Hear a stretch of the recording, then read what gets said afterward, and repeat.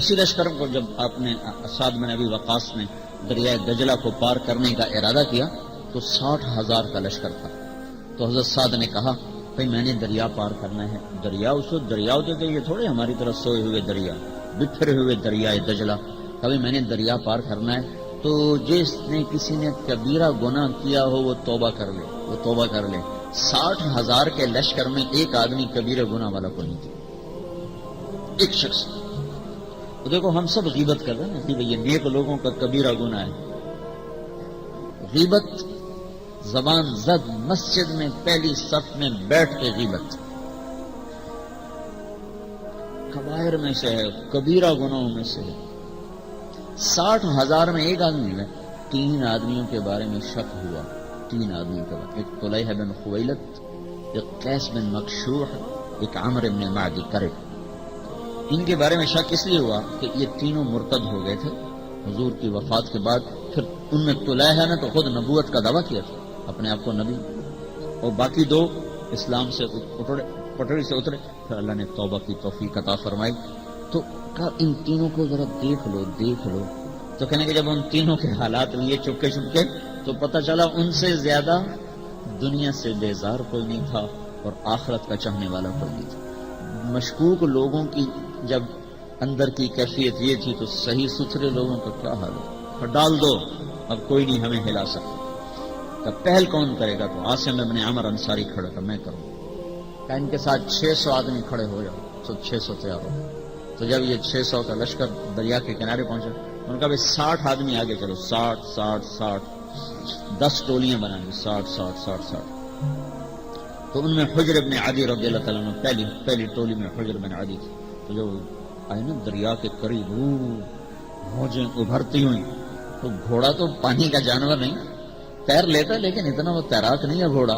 تو گھوڑے ایسے پیچھے ہٹنے لگے. تو ان گھوڑوں کا جو تھا خوف اس نے سواروں پہ بھی اثر ڈالا، تو وہ بھی ایسے ہونے لگے. انسان ہے نا، اثر تو لیتا ہی. تو حجر بن عدی رضی اللہ تعالیٰ عنہ کہنے لگے اتخافون من هذه النطفہ، ارے اللہ کے بندو نطفے سے ڈر گئے ہو. اور کس کو کہہ رہے ہیں نطفہ؟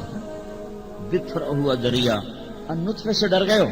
ما کان لنفس ان تموت الا باذن اللہ کتابا مؤجلا، وقت سے پہلے کوئی نہیں مرتا، اللہ کا فیصلہ ہے. تو سب سے پہلے حجر بن عدی نے بسم اللہ گھوڑے کو ڈالا. اس کے پیچھے 60، اس کے پیچھے 600، اس کے پیچھے 60,000. اور سعد بن ابی وقاص کہہ رہے تھے لا حول ولا قوت الا باللہ پڑھتے جاؤ اور چلتے جاؤ. تو وہ لا حول ولا قوت الا باللہ پڑھ رہے تھے اور چل رہے تھے. اور سعد بن ابی وقاص کہہ رہے تھے کہ واللہ لینصرن اللہ تعالی جندہ ولا اعز جیشہ ما لم یکن فیہ ذنوب تغلب الحسنات. جب تک یہ لشکر والے اسی ایمان کی کیفیت پر باقی رہیں گے، اللہ کی قسم اللہ ان کا حامی و ناصر بن جائے. دنیا نے معجزہ دیکھا. جس سپاہی کا گھوڑا تیرتے تھک جاتا تھا تو اس کا آگے خشکی کا ٹکڑا پانی کے اندر سے نکل کے باہر آ جاتا. وہ گھوڑا اس پہ سستانے لگتا. جب وہ تازہ دم ہو جاتا پھر اس کو ڈالتے، پھر تیرنا شروع کر دیتا. یہ منظر ایرانی دور سے دیکھ رہے تھے. تو ان کا دیوام دو تو جن آ رہے ہیں، نسو تو جن نال کون لڑے. کسی کا جوتا رہ گیا، کسی کی تلوار رہ گئی، یہ بھاگے وہ بھاگے، جن کو پانی نہ روک سکا. ایک آدمی کا 2 واقع ہوئے سارے کے سارے لشکر. ایک شخص کو پانی کی موج نے جو دھکا دیا تو ایسے ہوئے. وہ اتنا ہوئے تھے تو ان کے برابر سے قعقاع بن عمر تمیمی بڑے شاہ سواروں میں سے ہیں. یہ 1000 کے برابر شمار کیے جاتے. صحابہ میں چند لوگ ایسے ہیں جو 1000 کے برابر سمجھا جاتا تھا. تو اس میں مقداد بن اسود ہیں، زبیر بن عوام ہیں، عبادہ بن صامت ہیں، اور محمد بن مسلمہ ہیں، مسلمہ بن مخلد ہیں، عمرو بن معدی کرب الزبیدی ہیں، براء ابن مالک ہیں، قیس ابن مکشوح ہیں، طلیحہ بن خویلد ہیں، قعقاع ابن عمر تمیمی ہیں. یہ 1000 کے برابر شمار کیے جاتے تھے. تو جب یوں ہوا تو انہوں نے اس کو ایسے کوہنی ماری. تو کوہنی کے ساتھ پھر وہ سیدھا ہو گیا. تو سعد کی نظر پڑ گئی، کہنے واہ واہ عجز النساء یردن مثل قعقاع ابن عمر. ہاں کوئی ماں ہی کا جیسا لال جنے گی، کون سے ہر ماں ایسے لال جنتی ہے۔ ایک یہ واقعہ ہوا، اور ایک واقعہ ایک آدمی کا پیالہ وہ رسی سے جو بندھا ہوا تھا، وہ پانی کی موج سے جو رسی ٹوٹی، پیالہ بہہ گیا۔ دوسرے نے کہا اور لگتا ہے تیری نیت میں فطور آ گیا، جبھی تیرا نقصان۔ کہنے لگا اللہ کی قسم میری نیت نہیں بدلی، اللہ کی قسم میری نیت نہیں بدلی۔ پھر پتہ اللہ سے کیسے بات کی اس نے، اللہ ان کے یعنی اللہ سے تعلق دیکھو ان کے، کہنے لگا ہاں ما کان اللہ لیسلب قدحی من بین العسکر اللہم رد الی سواعی۔ کیا کہنے لگا یا اللہ میں ہی ملا تھا تجھے پیالہ گم کرنے کے لیے، دیکھ یہ لوگ مجھے تانے دے رہے ہیں کہ اس کی نیت خراب ہو گئی، میرا پیالہ مجھے واپس کر۔ یاری ہو جائے نا تو کام بڑے آسان ہو جاتے۔ کبھی ہم بھی تم میں بھی چاہت تھی، کبھی ہم بھی تم میں بھی راہ تھی، کبھی ہم بھی تم بھی تھے آشنا، تمہیں یاد ہو کہ نہ یاد ہو۔ ہمیں شوق ہی کوئی نہیں نا اللہ سے دوستی لگانے کا، شوق ہی کوئی نہیں۔ تو اس نے کہا یا اللہ میرا پیالہ مجھے واپس کر۔ تو یہ شخص جب یوں گھوڑا کنارے پر لے کر پہنچے تو پیالہ ان سے پہلے وہاں پہنچا پڑا تھا۔ دیکھو نا دریا تو یوں جا رہا ہے اور یہ یوں جا رہے ہیں، تو پیالے کو ادھر جانا چاہیے، ادھر کیسے چلا گیا؟ جہاں سے انہوں نے پار کیا وہاں پیالہ آگے پڑا ہوا تھا۔ تو یہ حضرت محمد صلی اللہ تبارک و تعالی علیہ وسلم کی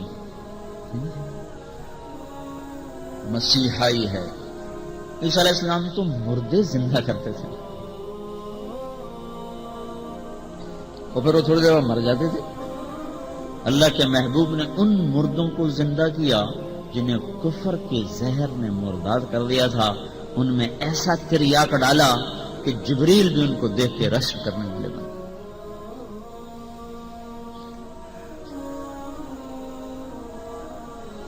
ہاں تو بھائیو اللہ اس کے رسول سے تعلق بناؤ، اندر کا شوق ہو کہ یا اللہ تجھ سے دوستی لگے۔ عبادات سے لگتی ہے، سجدوں میں سر رکھنے سے یہ دولت ملتی ہے، لمبی لمبی نمازیں پڑھنے سے، زبان کو گالی گلوچ سے بچانے سے، اوروں کے سامنے بچھنا جھکنا، عاجزی مسکنت تواضع سے، یہ چیزیں ہیں جو اللہ کے دربار میں انسان کو قیمتی بناتی اور اس کے کلمے کو لے کر در در پھرنے سے۔ تو اللہ نے بھائیو ہمیں گئے گزرے دور میں بڑا خوبصورت کام دیا۔ اللہ نے چونکہ اپنے نبی کو سب سے آخر میں بھیجا، اب آپ کے بعد نبوت کا دروازہ بند کر دیا گیا ہے، تو اللہ نے اس امت کے لیے غیبی نظام چلایا، ان کے دین کی حفاظت کی۔ ان کے دین میں ایک رائی کے برابر کمی نہیں آئی۔